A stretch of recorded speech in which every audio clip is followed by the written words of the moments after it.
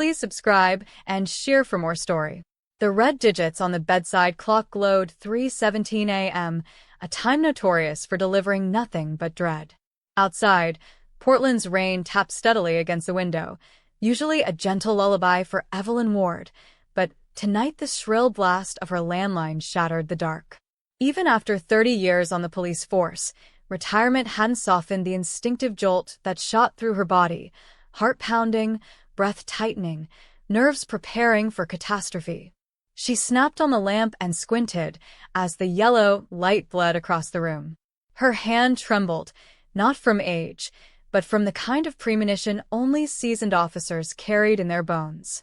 She grabbed the phone. Hello. At first, the voice on the other end was muffled by gasps and panic, but then it hit her, Lila Rowan, her 19-year-old granddaughter, normally bright, bubbly, always calling to show sketches or ask for recipes. Grandma, please help me. Evelyn bolted upright, clutching the receiver. Lila? Honey, breathe. Talk to me. What's happening? I'm at the Fifth Precinct, Lila sobbed. Grandma, they arrested me. Adrian, he hit me, he came into my room. Now, he's saying I attacked him. Nobody believes me. The words froze Evelyn's blood in place. Evelyn didn't waste a heartbeat. Listen carefully. Who touched you? Who hurt you? Lila's broken breathing crackled through the receiver before she whispered. Adrian Trent. Grandma. He wouldn't leave my room. He said awful things. He grabbed me. When I fought back, he hit me. I ran. But now they're saying I stabbed him for no reason. They put me in handcuffs. Evelyn felt her chest constrict, rage blooming hot beneath her ribs. Adrian, her daughter Marissa's polished, wealthy husband, had always felt wrong. Too smooth, too rehearsed, eyes always calculating. Don't speak to anyone, Evelyn said, voice hard as steel. Not a single word until I get there. Do you understand? Why, yes. Evelyn slammed the phone down, threw off her blanket, and snatched her heavy coat from the chair. The cold air outside bit into her face as she climbed into her old sedan. The engine groaned awake before roaring into the stormy night. She gripped the steering wheel tight as she tore through wet streets, windshield wipers slashing side to side. She wasn't merely driving to a police station. No, she was heading toward a battlefield. And her enemy was a man who built lies the way others built houses, expertly, invisibly, and dangerously. The Fifth Precinct hadn't changed. The smell of burnt coffee, floor wax, and human misery clung to the walls like permanent wallpaper. Evelyn pushed through the double doors, rain dripping from her coat. A young desk officer blinked in surprise as she approached. Ma'am, can I help you? I'm Evelyn Ward, retired detective, badge 512. My granddaughter, Lila Rowan, is being held here. Take me to her, now. Her tone left no room for debate. The officer stiffened. From the hallway, a familiar shape appeared. Detective Joel Farron, once her trainee. Years had softened his spine and thickened his waist. Evelyn, he said with oily sympathy. Didn't expect to see you. Where's my granddaughter? She demanded. Farron sighed dramatically. In holding. She stabbed Adrian Trent with scissors. He's in medical right now. We had to restrain her. Evelyn stepped close enough for him to smell the storm on her coat. Lila doesn't have one violent bone. If she hurt him, she had no other choice. Farron's gaze wavered, just for a second, old respect flickering. Come on, he muttered, swiping his keycard to open the secured door. Evelyn followed, muscles coiled tight, her anger simmering like a storm behind her ribs. When Evelyn entered the interrogation room, her breath faltered. Lila sat hunched in a cold metal chair, wrists cuffed to the table. Her left cheek swelled dark purple, her lips split, and her shirt torn at the shoulder like someone had yanked her violently. The sight hollowed Evelyn's chest. Lila lifted her head slowly, eyes glassy with shock. Grandma, the tiny whisper cracked Evelyn's heart. Unlock her. Now, she ordered the officer in the corner. The man glanced nervously at Farron. After a beat of hesitation, Farron nodded. Once freed, Lila collapsed into Evelyn's arms, shaking so hard her teeth clattered. Evelyn cradled her, stroking her hair, murmuring, "I'm here. I've got you. You're safe." After a moment, she gently tilted Lila's chin upward. "Tell me everything." Lila took a trembling breath. "Mom's in Seattle for a conference. It was just me and Adrian. I was studying. He came upstairs drunk. He opened my door without knocking." Evelyn's jaw tightened. "Go on." "He said I looked grown up, like Mom when they met. He touched my hair. Grandma, I told him to leave, but he grabbed me. He slapped me so hard I fell. He unbuckled his belt." Evelyn squeezed her hand. "You don't have to finish." "I know." Lila wiped her tears, voice trembling but clearer now. "I grabbed my scissors. I didn't think. I just swung." He screamed. "I ran into the bathroom and called 911. But when the police came, Adrian was already at the door, telling them I attacked him. They believed everything he said." Evelyn turned, fury burning through her veins. "Joel, you heard her. This is self-defense, attempted sexual assault." Farron crossed his arms, expression stiff. "We're going by evidence, Evelyn. And the camera footage shows Adrian standing outside her door." Lila bursts out and stabs him. "There's no recording of him entering the room." Evelyn's eyes narrowed into sharp, dangerous slits. "Show me." Farron sighed, but gestured toward the observation room. "Fine." "But it's open and shut." Evelyn followed him, pulse pounding. If there was footage, she'd tear it apart until it confessed the truth. Inside the observation room, Farron pressed keys on the computer and pulled up the hallway security feed. Timestamp: 10:54 and 12 seconds p.m. Adrian walked up to Lila's door. A tiny flicker, a video hiccup so small and untrained I would miss it. Then suddenly, Lila burst out, swinging the scissors. Farron crossed his arms smugly. "See?" "He never entered." Evelyn leaned forward. "Play it again." Farron groaned but obeyed. She watched the timestamp closely. Then she saw it. Pause. The time jumped from 10 hours 54 minutes and 14 seconds to 10 hours 55 minutes and 3 seconds. 49 seconds missing. "Joel," Evelyn said slowly, "that footage is doctored." Farron tensed. "No." "It's motion delay." "Motion delay doesn't create a 50-second black hole," she snapped. "This is a cover-up, and you're standing on the wrong side." Before Farron replied, the door burst open. Marissa, Lila's mother, stumbled inside, soaked from rain. "Where's Adrian?" she cried. "Not, where's Lila?" Evelyn's heart sank. Marissa sprinted into the adjoining room where Adrian sat with a bandage on his shoulder, wearing polished concern like a tailored suit. "Honey, I tried helping her," Adrian said softly. Evelyn saw the lie behind his eyes. Monsters always looked harmless when they needed to. Marissa clung to Adrian, tears flooding her face. "I'm so sorry. I knew Lila was stressed, but I never thought—" "Stop," Evelyn snapped, storming into the room. "Marissa, look at your daughter. Look at her face. Look at the bruises Adrian put on her." Adrian made his expression heartbreakingly soft. "Evelyn, please. I know you're upset, but she did this to herself. She was throwing things, screaming. She needs professional help, maybe a facility." Evelyn felt heat surge behind her eyes. "You're lying," she said in a low, trembling voice. Marissa spun toward her mother. "Mom, please leave. You're making everything worse. Adrian is the victim." Evelyn stared at her daughter, not the child she loved, but a woman drowning in denial, clinging to a man who fed her comfort, status, and illusions. She realized then she could not save Marissa, but she could save Lila. "I'm not leaving without my granddaughter," Evelyn said. Farron stepped between them. "Evelyn, stop. Lila is being processed. Charges are filed. Bail hearing is in the morning." Evelyn's mind raced. She needed help. She needed someone who wasn't corrupt. Then she saw her.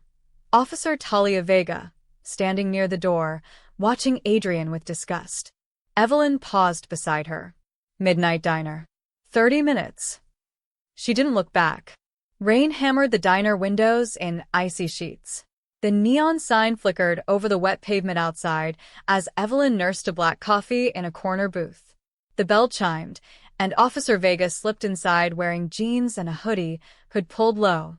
She scanned the diner before sliding opposite Evelyn. "You're playing a dangerous game," Vega said quietly. "Farron wants this wrapped. Adrian donates big to the police fund." Evelyn leaned forward. "Then he should be more afraid of the truth than I am." Vega's jaw tightened. "I saw Lila's bruises. I saw Adrian joking with medics while she cried in cuffs. It didn't feel right." "Because it wasn't," Evelyn said. "I need the raw footage, the unedited file." Vega shook her head. "I can't access the precinct server. If Farron catches me, I lose my badge." Evelyn held Vega's gaze. "If you don't, a 19-year-old girl goes to prison for defending herself. And a predator returns home." Vega swallowed hard, then whispered, "There's a mirror backup. Every digital file loads to the district attorney's cloud automatically. Farron doesn't know it exists." Evelyn exhaled. "Officer Vega, you may have just saved my granddaughter's life." At sunrise, Evelyn drove toward Adrian's upscale neighborhood, a place of glass walls, pristine lawns, and silence bought with money. She knocked on neighbor after neighbor's door, but most avoided involvement. Some shut their doors instantly. Others murmured, "Adrian's a lovely man. Always polite." Masks fooled the comfortable. Evelyn was ready to give up when she reached a Victorian home out of place among the modern designs. An elderly woman with bright, sharp eyes opened the door. "Mrs. Halbert. You're Lila's grandmother," she said immediately. "Come in. I've been waiting." Inside, the house smelled of lavender and old books. Mrs. Halbert lowered herself into a cushioned chair and said, "I've seen things. That man, Adrian, he isn't right." Evelyn leaned forward, pulse quickening. "What exactly have you seen?" Mrs. Halbert hesitated, then retrieved a tablet. "I birdwatch. My new camera has a zoom lens. A few days ago, it caught something through your family's upstairs window." She pressed play. The video showed Lila at her desk, then Adrian entering behind her. He trapped her against the desk, leaning too close, whispering, touching her neck slowly. Lila froze in fear. Evelyn's heart clenched. "May I take this?" "Take it," Mrs. Halbert whispered. "Burn him." Evelyn didn't return to the precinct. Instead, she stormed into the district attorney's office, bypassing the receptionist despite her protests. DA Conrad Hale, sharp-eyed and stern, looked up in irritation. "Evelyn, you can't watch." She shoved the tablet into his hands. Hale's posture shifted as he viewed the video, annoyance melting into disgust. "Where did this come from?" "A neighbor. There's more. The precinct's hallway footage is doctored. 49 seconds, missing at the exact moment Adrian entered Lila's room." Hale's expression darkened. "You're sure?" Evelyn leaned forward. "If you sit on this and it comes out, and it will come out, you'll be the DA who let a predator walk and locked up a victim. Your career ends." Hale drummed his fingers on the desk, calculating. Finally, he barked to his assistant. "Get me IT. Pull the mirror backups from our cloud. And get a warrant for the precinct server." As calls went out, Evelyn exhaled shakily. For the first time since 3:17 a.m., she felt the ground shift, just slightly, toward justice. 4 tense hours later, Hale's IT team accessed the DA's mirrored cloud files. And there it was, the unedited hallway footage. Evelyn stood beside Hale as the real video played. Adrian checked the hallway, slipped inside Lila's room, and closed the door behind him. 49 seconds passed. No audio, but the implication was a blade to the soul. Then the door flew open and Lila ran out holding scissors, terror in every movement. Hale's jaw tightened. "He went inside," he murmured. The footage was doctored. Evelyn crossed her arms. "Now do something." Hale grabbed his jacket. "Let's go get her." He summoned state troopers. The building buzzed into action. Officers armed themselves with warrants, files, and determination. Evelyn followed Hale, every step stiff with anger and exhaustion. "We'll clear Lila," Hale promised. "And we'll deal with anyone who helped cover this." Evelyn nodded silently. She had spent her life fighting men like Adrian Trent and the officers who protected them. But this time, the stakes were her own flesh and blood. Her granddaughter. Her last hope. The storm outside had begun to lift, but the real storm was just beginning. They arrived at the Fifth Precinct with state troopers flanking every entrance. Officers froze as Hale strode inside with a warrant in one hand and fury in his eyes. Detective Farron looked up from his desk mid-laugh until Hale slammed paperwork in front of him. Detective Joel Farron, you are under arrest for obstruction of justice, tampering with evidence, and filing false reports. Farron's face drained of color. Wait, this isn't Evelyn, tell him. Evelyn's stare was ice. You tried to bury a child to protect a donor. Farron sputtered as troopers cuffed him. I didn't, Adrian said. Save it for court, Hale snapped. Officers exchanged stunned looks as Farron was escorted out. Evelyn didn't pause. She marched straight to the holding cells. When the door opened, Lila lifted her head slowly, eyes red and exhausted. She looked as if she expected bad news. Another betrayal, another lie. Sweetheart, Evelyn whispered, stepping forward. Lila choked on a sob and rushed into her grandmother's arms. Evelyn held her tightly, rocking her slightly. It's over, baby. We have everything we need. Lila trembled in relief, clinging to the only person who hadn't abandoned her. I thought no one would believe me, she whispered. I did, Evelyn said softly. Always. Adrian was arrested at the hospital within the hour. He tried to bluster, shouting at officers, claiming conspiracy and corruption. This is absurd, he barked. I'm the victim. I was attacked. Evelyn watched from across the room as Hale placed a tablet before Adrian's lawyer. The moment the unedited footage played, Adrian's entire defense crumbled. His lawyer's face paled. We need a moment, the man said weakly. Hale crossed his arms. 5 minutes. After that, we do this the hard way. Evelyn stared at Adrian, whose polished facade finally cracked. His eyes, usually cold and calculating, revealed something raw. Fear. But not guilt. Never guilt. Only fear of consequences. Monsters rarely feared what they did. They feared being caught. When Hale returned, Adrian's lawyer spoke quickly. We're prepared to discuss a plea. Adrian swallowed hard, still glaring at Evelyn with venom. She met his gaze calmly. You hurt my granddaughter, she said quietly. And you almost got away with it. His lip curled, but he said nothing. For once, silence had the power to bury him. The next challenge wasn't legal, it was emotional. Evelyn found Marissa sitting stiffly in a waiting room chair, staring blankly at the far wall. When Evelyn approached, Marissa whispered, Mom, I don't understand. Adrian wouldn't. Evelyn handed her the tablet with Mrs. Halberd's video. Watch. Marissa pressed play. At first, she squinted, confused. Then her expression shifted, shock, denial, then hollow devastation. Adrian trapping her daughter, touching her, laughing as Lila froze in fear. The color drained from Marissa's face. He went into her room? He did. Evelyn said firmly. And you didn't see it because you didn't want to. Marissa shook her head violently. No, I didn't know. Evelyn sighed. You ignored signs. But Lila doesn't need your guilt. She needs a mother. Marissa covered her mouth as tears streamed down her cheeks. Mom, what have I done? Evelyn didn't soften. You trusted the wrong person. Now you fix it. It would take years for Marissa to understand the depth of her blindness. But for now, the truth was finally burning through the fog she had wrapped herself in. The trial proceeded quickly.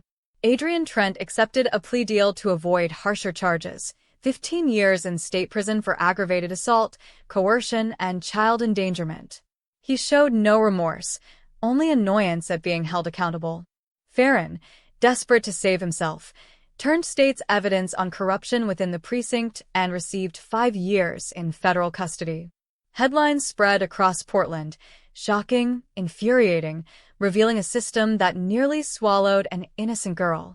But none of it repaired Lila's shattered sense of safety.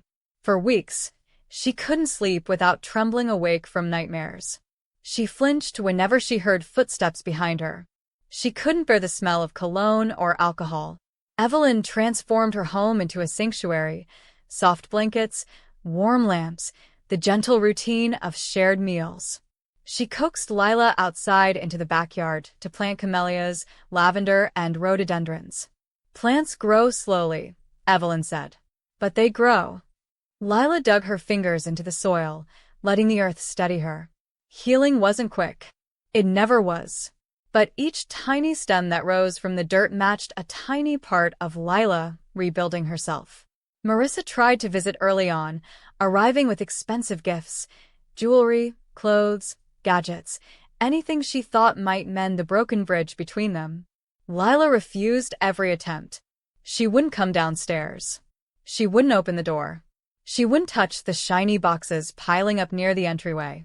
"She's trying," Marissa insisted one day, voice trembling. "Trying isn't enough," Evelyn replied. "She needs accountability, not apology wrapped in ribbon." Marissa looked lost, as though the world had shifted beneath her feet. "What do I do?" "Start by writing," Evelyn said. And so Marissa wrote, letter after letter. Honest ones. Ugly ones. Confessions of fear, selfishness, denial, and the reasons she clung to Adrian even when her instincts whispered otherwise. She didn't ask for forgiveness. She simply admitted fault. At first, Lila ignored the letters. Weeks passed. Then months. But trauma has its own clock, its own unpredictable rhythm. Healing cannot be forced, only invited. One quiet afternoon, nearly 6 months after the ordeal, Lila finally picked up one of the unopened envelopes. She took it to the garden bench under the budding camellias. Evelyn watched discreetly through the kitchen window. Lila sat for nearly an hour, her eyes scanning the pages, her expression shifting through a kaleidoscope of emotions: anger, sorrow, exhaustion, and something like relief. When she finally returned inside, she didn't speak at first. She simply stood near Evelyn, shoulders trembling, eyes red. "She's trying," Lila whispered. Evelyn nodded. "She is." "I'm not ready," Lila added quickly. "You don't have to be," Evelyn said, touching her arm gently. For the first time in months, Lila exhaled fully, like the weight pressing against her ribs had loosened. Just a fraction, but enough. A full year passed before Lila agreed to see her mother face to face. The three of them sat around Evelyn's dining table, the air thick with tension. Marissa's hands shook as she poured water. Lila's eyes stayed down. Evelyn facilitated the conversation gently, guiding them through awkward silences and tentative attempts at connection. "I don't expect forgiveness," Marissa said softly, voice cracking. "I just want to do better." Lila swallowed hard. "I'm still angry." "You're allowed to be," Marissa murmured. When dinner ended, Marissa stood, unsure whether to reach for a hug. Instead, she simply said, "I'll wait as long as you need." And she left. Lila stared at the closed door for a long moment before whispering, "That felt different." Evelyn smiled softly. "That's because she finally listened." That fall, Lila re-enrolled in college. She didn't return to art history.